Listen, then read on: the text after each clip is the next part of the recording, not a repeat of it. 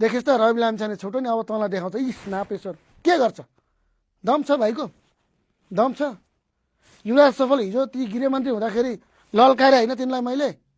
सिंहदरबारबाट कठालामा समाएर घोक्रै ठाकेर लाउँछु भनेर तिनको मन्त्रालय अगाडि गएर दम बोल्ने मान्छे होइन म निस्केकोमा म खुसी छु तिनको अरू खेलहरू पनि हेर्न पाइन्छ नि त अरू गतिविधिहरू पनि उनको हेर्न पाइन्छ अब भित्र बसेका मान्छे के कसो रहस्यमय हुन्थ्यो बाहिर त सबै कुराहरू आउँछ त सो त्यो मानेमा म खुसी छु अब घन्टेहरू पागल भइसकेका थिए डिप्रेसनका रोगीहरू छन् औषधि खानुपर्छ पैसा छैन युवराज सफलले सराब्दा अलिअलि ट्रिटमेन्ट हुन्छ यी घन्टेहरू बौला छन् क्या यिनलाई बौला कुकुर जस्तो बौला गर्छन् यिनलाई ठिक पार्न भए पनि केही दिन जसरी अस्ति नै पनि केही दिनको लागि छोडेको थियो त्यतिखेर 10-7 माथि उफ्रिँदा भाइहरू रमाइलो नगर तिमीहरूको दाइलाई म्यादी उसमा छोड्या हो यसो भाउजूलाई पनि भेटुन् यसो घरतिर घुमुन् होइन यताउता छरछिमेकलाई भेटुन् हाई हेल्लो गरून् भनेर छोड्या हो क्या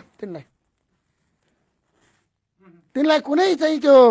निर्दोष भनेर छोडे होइन रोइ कराई गर्नु अबिर जात्रा गर्नु हाहु गर्नुको अर्थ तुक छैन यो खासै तात्विक रूपमा यसो कुनै अर्थ छैन भनिहाल्यो नि 2-4 महिना 1-2 महिनाको लागि छोड्या हो घाम ताप्न यसो जाडो भयो भित्र भिटामिन डी को कमी हुन्छ भनेर छोड्या हो भिटामिन डी खान छोड्या हो भोलि अर्को सरकार भनेपछि बिरगन्तिर दौरा हुन्छ थाल्छन् अनि पोखरामा पेशी बस्छ काठमाडौँमा पेशी बस्छ फेरि जाने त खोरमै हो क्यारे खोरमा राख्दै इरिटेट हुन्छ नि त कहिलेकाहीँ खोरभित्र भएको मान्छेलाई यसो बाहिरतिर घुमाइन्छ नि